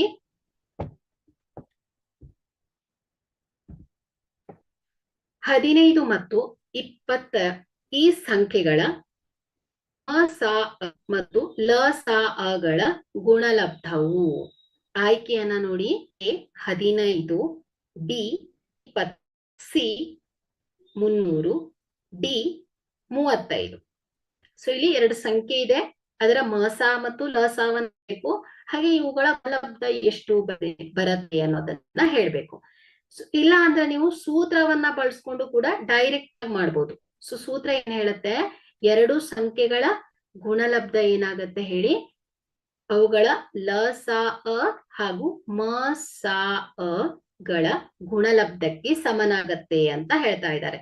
ನೋಡಿ, ಇಲ್ಲಿ ಕೊಟ್ಟಿರುವ ಸಂಖ್ಯೆಯಲ್ಲಿ ಲಸವನ್ನ ಕಂಡುಹಿಡಿಬೇಕು, ಮಸವನ್ನ ಕಂಡುಹಿಡಿಬೇಕು, ಆಮೇಲೆ ಅವುಗಳ ಗುಣಲಬ್ಧವನ್ನ ಮಾಡ್ಬೇಕು. ಸೊ ಇಲ್ಲಿ ಟೈಮು ವೇಸ್ಟ್ ಆಗತ್ತೆ. ಸೊ ಇಲ್ಲಿ ಇನ್ನೊಂದು ಮೆಥಡ್. ಸೊ ಇವುಗಳ ಗುಣಲಬ್ಧ ಏನಾಗ್ತಾ ಇರತ್ತೆ, ಆ ಸಂಖ್ಯೆಗಳ ಗುಣಲಬ್ಧಕ್ಕೆ ಸಮನಾಗ್ತಾ ಇರತ್ತೆ ಅಂತ ಗೊತ್ತು ನಿಮ್ಗೆ ಸೂತ್ರದ ಪ್ರಕಾರ. ಸೊ ಹಾಗಾಗಿ ನೀವು ಡೈರೆಕ್ಟ್ ಏನ್ ಮಾಡ್ಬೋದು, 15 × 20.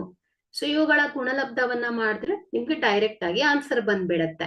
ಓಕೆ, ಸೊ ನೋಡಿ 15 × ಏನಾಗತ್ತೆ, 15 × 20 ಎಷ್ಟು ಬರುತ್ತೆ, 300 ಬರುತ್ತೆ. ಅಂದ್ರೆ ಏನಾಯ್ತು, ಮಸ ಮತ್ತು ಲಸಗಳ ಗುಣಲಬ್ಧವು ಕೂಡ ಏನಾಗ್ಬೇಕು ಹೇಳಿ, 300 ಬರ್ಲೇಬೇಕು ಅಲ್ವಾ. ಸೊ ಚೆಕ್ ಮಾಡಿ ನೋಡೋಣ ಬೇಕಾದ್ರೆ.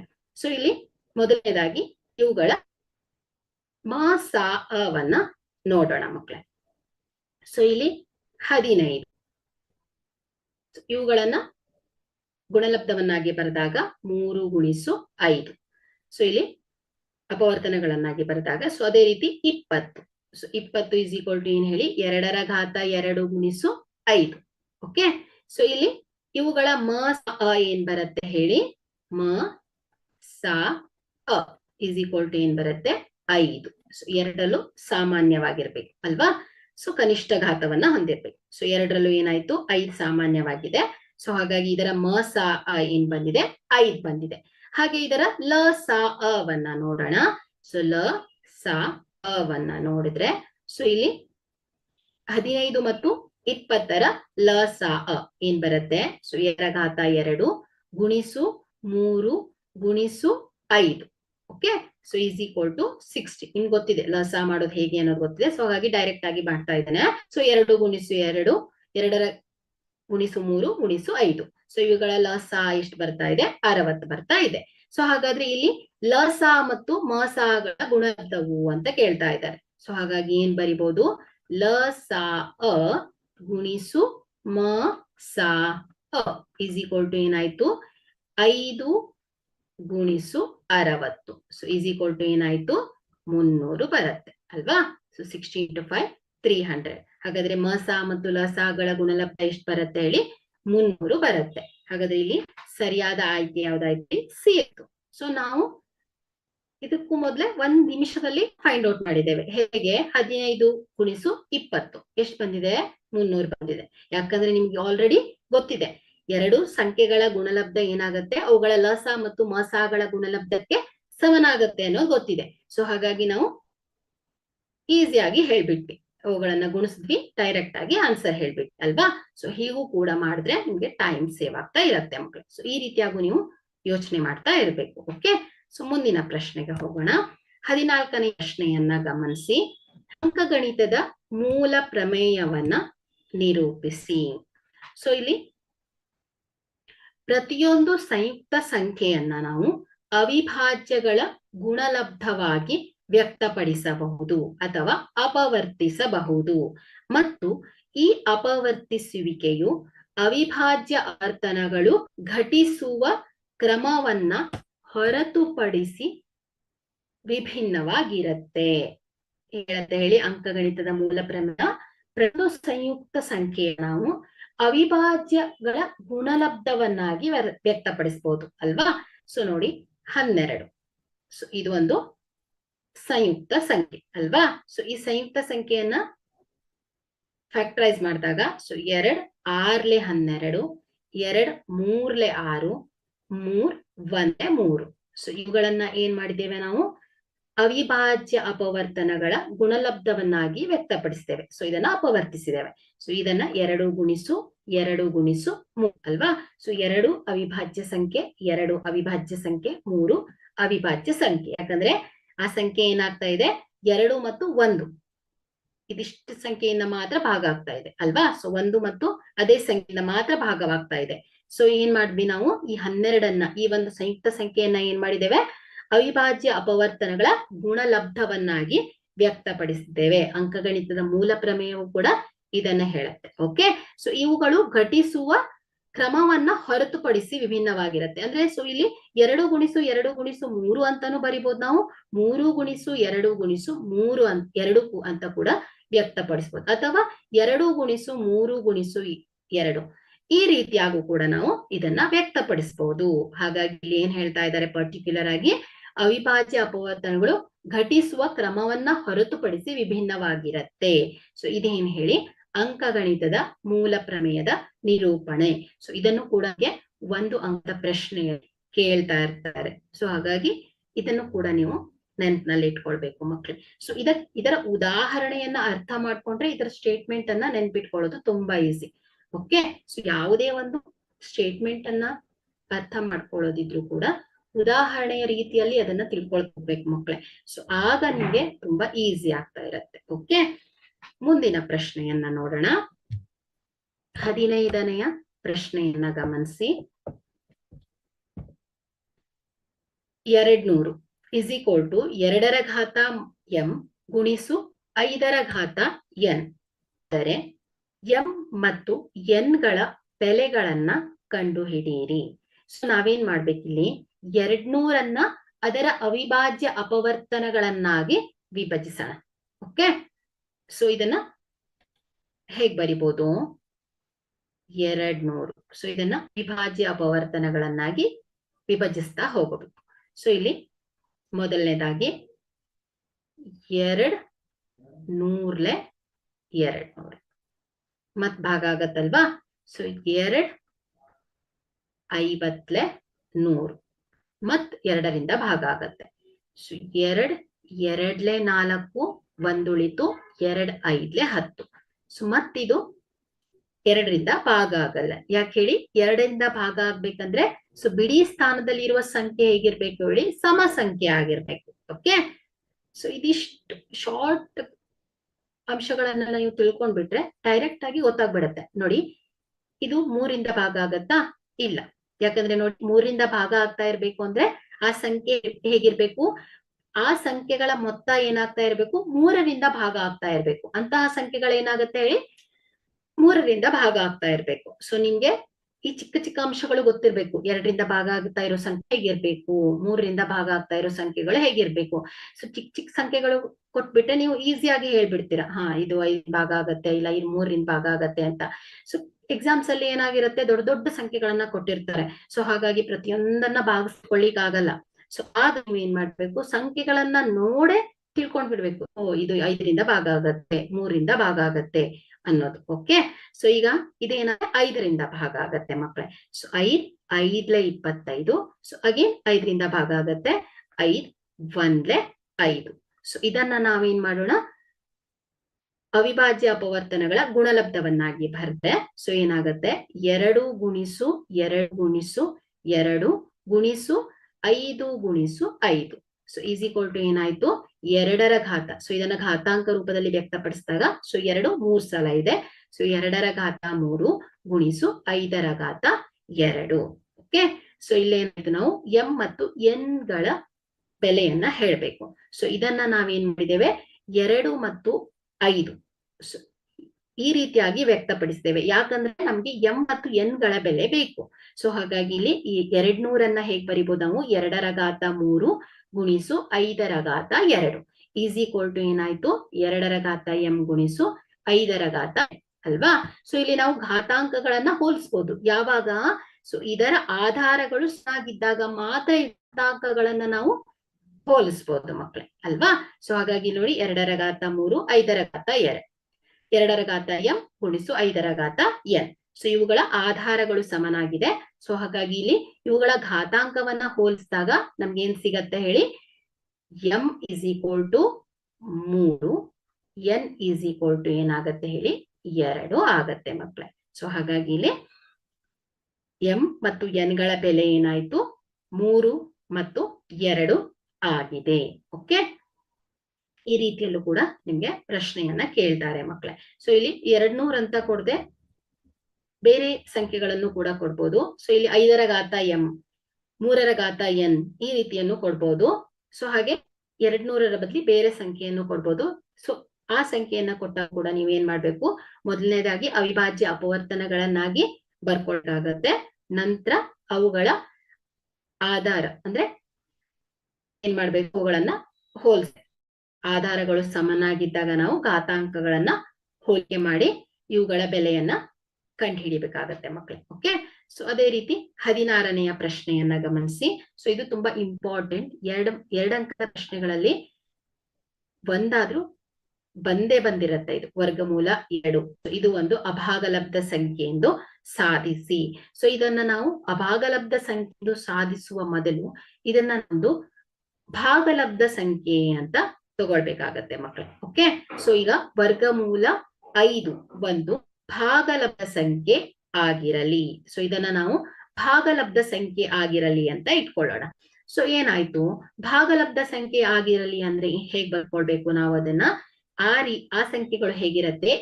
p/q ರೂಪದಲ್ಲಿ ಇರತ್ತೆ ಅಲ್ವಾ? ಸೊ ಯಾಕಂದ್ರೆ ಭಾಗಲಬ್ಧ ಸಂಖ್ಯೆಗಳು ಅಂದ್ರೆ ಏನ್ ಹೇಳಿ? p/q ರೂಪದಲ್ಲಿ ವ್ಯಕ್ತಪಡಿಸಲು ಸಾಧ್ಯವಾಗುವಂತ ಸಂಖ್ಯೆಗಳನ್ನ ನಾವು ಭಾಗಲಬ್ಧ ಸಂಖ್ಯೆಗಳು ಅಂತ ಹೇಳ್ತೇವೆ. ಸೊ ಹಾಗಾಗಿ ವರ್ಗಮೂಲ 5 ಏನಾಯ್ತು ಹೇಳಿ?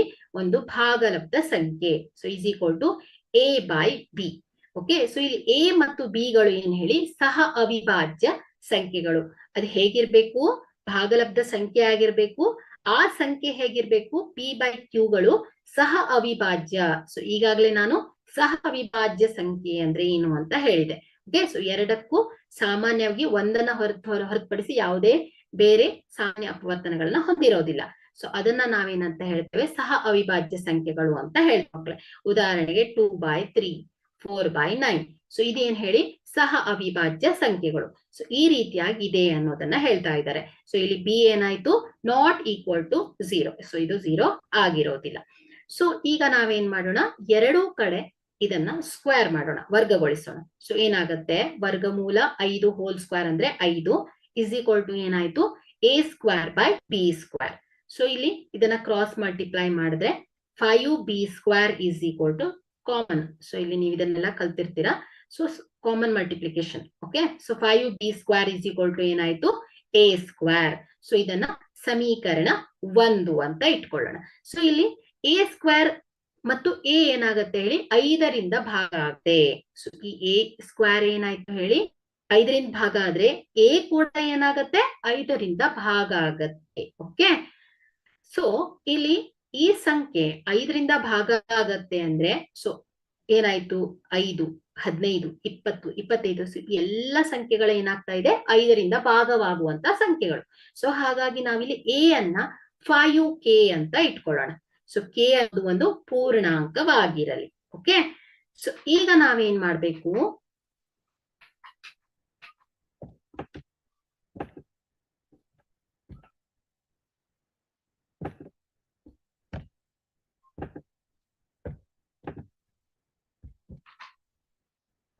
a is equal to 5k. Okay, so ಇದನ್ನ ನಾವು ಒಂದರಲ್ಲಿ ಆದೇಶಿಸಿದಾಗ ಏನಾಗತ್ತೆ? 5b² ಇಸ್ ಈಕ್ವಲ್ ಟು ಏನಾಗತ್ತೆ? 25k² ಆಗತ್ತೆ. ಓಕೆ, ಸೊ ಇಲ್ಲಿ b² ಇಸ್ ಈಕ್ವಲ್ ಟು ಏನಾಯ್ತು? ಸೊ ಎರಡೂ ಕಡೆ 5 25 ಇದೆ. ಸೊ ಇದನ್ನ ಭಾಗಿಸಿದಾಗ, ಸೊ 5ರಿಂದ ಭಾಗಿಸಿದಾಗ ಏನಾಗುತ್ತೆ, b square is equal to 5k² ಆಗುತ್ತೆ. ಸೊ ಇಲ್ಲಿ b square is equal to 5k² ಅಂದ್ರೆ ಏನಾಯ್ತು, ಬಿ ಸ್ಕ್ವೇರ್ ಮತ್ತು ಬಿಗಳು ಕೂಡ ಏನಾಯ್ತು, 5ರಿಂದ ಭಾಗವಾಗುತ್ತದೆ ಅಂತ ಆಯ್ತು.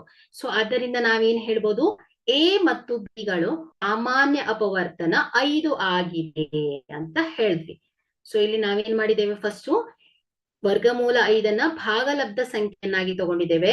ಸೊ ಈ ಭಾಗಲಬ್ಧ ಸಂಖ್ಯೆಗಳು ಎ ಬೈ ಬಿ ಹೇಗಿದೆ, ಸಹ ಅವಿಭಾಜ್ಯ ಸಂಖ್ಯೆಗಳಾಗಿದೆ. ಅಂದ್ರೆ ಸೊ ಈ ಎರಡು ಸಂಖ್ಯೆಗಳಿಗೆ ಕೇವಲ ಒಂದನ್ನ ಹೊರತುಪಡಿಸಿ ಬೇರೆ ಯಾವುದೇ ಅಪವರ್ತನಗಳನ್ನ ಇಲ್ಲ ಅಂತ ಹೇಳಿದೀವಿ. ಬಟ್ ನಮ್ಗೆ ಇಲ್ಲಿ ಪ್ರೂಫ್ ಏನ್ ಬಂದಿದೆ, ಎ ಮತ್ತು ಬಿಗಳು ಒಂದು ಸಾಮಾನ್ಯ ಅಪವರ್ತನ 5 ಆಗಿದೆ, ಅಂದ್ರೆ 5ಅನ್ನ ಹೊಂದಿದೆ ಅಂತ ಬಂತು ಅಲ್ವಾ. ಸೊ ಹಾಗಾಗಿ ನಮ್ಮ ಒಂದು ಊಹೆ ಏನಾಯ್ತು, ತಪ್ಪಾಯ್ತು ಅಲ್ವಾ. ಸೊ ಇಲ್ಲಿ ಎ ಮತ್ತು ಬಿಗಳು ಸಹ ಅವಿಭಾಜ್ಯ ಸಂಖ್ಯೆಗಳು ಅಂತ ಹೇಳಿದ್ವಿ. ಬಟ್ ನಾವಿಲ್ಲಿ ಏನ್ ಪ್ರೂವ್ ಮಾಡಿದ್ದೇವೆ, ಸೊ ಇವುಗಳಿಗೆ 5 ಕೂಡ ಸಾಮಾನ್ಯ ಅಪವರ್ತನ ಹೊಂದಿದೆ ಅಂತ ಹೇಳ್ಬಿಟ್ವಿ. ಸೊ ಹಾಗಾಗಿ ನಮ್ಮ ಊಹೆ ಏನಾಯ್ತು ಮಕ್ಕಳೇ, ತಪ್ಪಾಗಿದೆ. ಸೊ ಹಾಗಾಗಿ ನಮ್ಮ ಊಹೆ ತಪ್ಪಾಗಿರೋದ್ರಿಂದ ಕೊಟ್ಟಿರುವ ಸಂಖ್ಯೆ ಏನಾಯ್ತು, ವರ್ಗಮೂಲ 2 ಒಂದು ಅಭಾಗಲಬ್ಧ ಸಂಖ್ಯೆ ಆಯ್ತು ಮಕ್ಕಳೇ. ಓಕೆ, ಸೊ ಇದು ಈ ಪ್ರಶ್ನೆಯ ಪ್ರೂಫ್. ಸೊ ಅದೇ ರೀತಿ ನಿಮ್ಗೆ ವರ್ಗಮೂಲ 5, ಸೊ ಇದು ಅಭಾಗಲಬ್ಧ ಸಂಖ್ಯೆ ಎಂದು ಸಿ. ಅದೇ ರೀತಿ 2 ಮೈನಸ್ ವರ್ಗಮೂಲ 5, ಸೊ ಇದು ಒಂದು ಅಭಾಗಲಬ್ಧ ಸಂಖ್ಯೆ ಎಂದು ಸಾಧಿಸಿ. ಈ ರೀತಿಯಾಗಿ ಬೇರೆ ಬೇರೆ ಅಂಕಿಗಳನ್ನ ಕೊಟ್ಕೊಂಡು ಕೂಡ ನಿಮ್ಗೆ ಇದರ ಪ್ರೂಫ್ ಅನ್ನ ಕೇಳ್ತಾ ಇರ್ತಾರೆ ಮಕ್ಕಳೇ. ಸೊ ನೀವು ಇದನ್ನ ವರ್ಕೌಟ್ ಮಾಡ್ಬೇಕು. ಸೊ ಇಲ್ಲಿ ನೋಡಿ, ನಾನು ಆಲ್ರೆಡಿ ಹೇಳ್ಬಿಟ್ಟಿದ್ದೇನೆ, ಭಾಗಲಬ್ಧ ಸಂಖ್ಯೆ ಮತ್ತು ಅಭಾಗಲಬ್ಧ ಸಂಖ್ಯೆಗಳ ವ್ಯತ್ಯಾಸ ಏನಾಗಿರತ್ತೆ, ಯಾವಾಗ್ಲೂ ಅಭಾಗಲಬ್ಧ ಸಂಖ್ಯೆನೇ ಆಗಿರತ್ತೆ. ಹಾಗೆ ಭಾಗಲಬ್ಧ ಸಂಖ್ಯೆ ಮತ್ತು ಅಭಾಗಲಬ್ಧ ಸಂಖ್ಯೆಗಳ ಮೊತ್ತ ಏನಾಗಿರುತ್ತೆ, ಅವು ಕೂಡ ಅಭಾಗದ ಸಂಖ್ಯೆನೇ ಆಗಿರುತ್ತೆ. ಹಾಗೆ ಭಾಗಲಬ್ಧ ಸಂಖ್ಯೆ ಮತ್ತು ಅಭಾಗಲಬ್ಧ ಸಂಖ್ಯೆಗಳ ಗುಣಲಬ್ಧವೂ ಕೂಡ ಏನಾಗಿರುತ್ತೆ ಹೇಳಿ, ಯಾವಾಗಲೂ ಅಭಾಗಲಬ್ಧ ಸಂಖ್ಯೆನೇ ಆಗಿರತ್ತೆ ಅಂತ ಹೇಳಿದ್ದೇನೆ ಮಕ್ಕಳೇ. ಓಕೆ, ಸೊ ಇದಿಷ್ಟು ಪಾಯಿಂಟ್ಸ್ ಅನ್ನ ನೀವು ಅರ್ಥ ಮಾಡ್ಕೊಂಡ್ರೆ, ಸೊ ಈ ವಾಸ್ತವ ಸಂಖ್ಯೆಗಳು ಈ ಅಧ್ಯಾಯಕ್ಕೆ ಸಂಬಂಧಪಟ್ಟ ಹಾಗೆ ಎಕ್ಸಾಮ್ಸ್ ಅಲ್ಲಿ ಯಾವ ರೀತಿಯನ್ನ ಕೇಳಿದ್ರು ಕೂಡ ನೀವು ಈಸಿಯಾಗಿ ಆನ್ಸರ್ ಮಾಡ್ಬೋದು ಮಕ್ಕಳೇ. ಮುಖ್ಯವಾಗಿ ನೀವು ಅಭಾಗಲಬ್ಧ ಸಂಖ್ಯೆಗಳು ಇದರ ಸಾಧನೆಯನ್ನ ಕೊಡ್ತಾರೆ. ಸೊ ಹಾಗೆ ಲಸ ಮತ್ತು ಮಸ ಅಂದ್ರೆ ಏನು ಅನ್ನೋದನ್ನ ಚೆನ್ನಾಗಿ ಅರ್ಥ ಮಾಡ್ಕೊಂಡಿರ್ಬೇಕು. ಸೊ 2 ಸಂಖ್ಯೆಗಳ ಲಸ ಮತ್ತು ಮಸವನ್ನ ಸಾಲ್ವ್ ಮಾಡ್ಲಿಕ್ಕೆ ಕೊಡ್ತಾರೆ. ಹಾಗೆ ಅವಿಭಾಜ್ಯ ಸಂಖ್ಯೆಗಳು ಅಂದ್ರೆ ಏನು ಅನ್ನೋದು ತಿಳಿದಿರ್ಬೇಕು. ಹಾಗೆ ಸಂಯುಕ್ತ ಸಂಖ್ಯೆಗಳಂದ್ರೆ ಏನು ಅನ್ನೋದು ಗೊತ್ತಿರ್ಬೇಕು. ಸೊ ಸಂಯುಕ್ತ ಸಂಖ್ಯೆಗಳನ್ನ ಅವಿಭಾಜ್ಯ ಅಪವರ್ತನಗಳ ಗುಣಲಬ್ಧವನ್ನಾಗಿ ಬರೀರಿ ಅಂತ ಕೇಳ್ತಾ ಇರ್ತಾರೆ. ಸೊ ಹಾಗೆ 2 ಸಂಖ್ಯೆಗಳನ್ನ ಕೊಟ್ಟಿರ್ತಾರೆ, ಹಾಗೆ ಲಸವನ್ನ ಕೊಟ್ಟಿರ್ತಾರೆ. ಸೊ ಸೂತ್ರದ ಸಹಾಯದಿಂದ ಮಸವನ್ನ ಕಂಡುಹಿಡಿಯಿರಿ ಅಂತ ಕೂಡ ಕೇಳ್ತಾ ಇರ್ತಾರೆ. ಸೊ ಮೇನ್ ಆಗಿ ಇದಿಷ್ಟು ಅಂಶಗಳು ನಿಮ್ಗೆ ಗೊತ್ತಿದ್ರೆ, ಸೊ ಈ ಅಧ್ಯಾಯದಲ್ಲಿ ಬರುವಂತಹ 4 ಪ್ರಶ್ನೆಗಳಿಗೆ ಸೊ ಈಸಿಯಾಗಿ ಆನ್ಸರ್ ಮಾಡ್ಬೋದು ಮಕ್ಕಳೇ. ಒಟ್ಟು 5 ಅಂಕಗಳನ್ನ ಒಳಗೊಂಡಿರುತ್ತೆ. ಸೊ ಇದಿಷ್ಟು ಅಂಕಗಳನ್ನ ನೀವು ಈಸಿಯಾಗಿ ತಗೊಳ್ಬಹುದು ಮಕ್ಕಳೇ. ಓಕೆ, ಸೊ ಇಲ್ಲಿಗೆ ಇವತ್ತಿನ ಕ್ಲಾಸ್ ಅನ್ನ ಎಂಡ್ ಮಾಡ್ತೇನೆ. ಸೊ ಮುಂದಿನ ತರಗತಿಯಲ್ಲಿ ನಾನು ಇನ್ನೊಂದು ಅಧ್ಯಾಯದ ಇಂಪಾರ್ಟೆಂಟ್ ಕ್ವಶನ್ಸ್ ಗಳನ್ನ ಸಾಲ್ವ್ ಮಾಡ್ತೇನೆ ಮಕ್ಕಳೇ. Once again thank you all.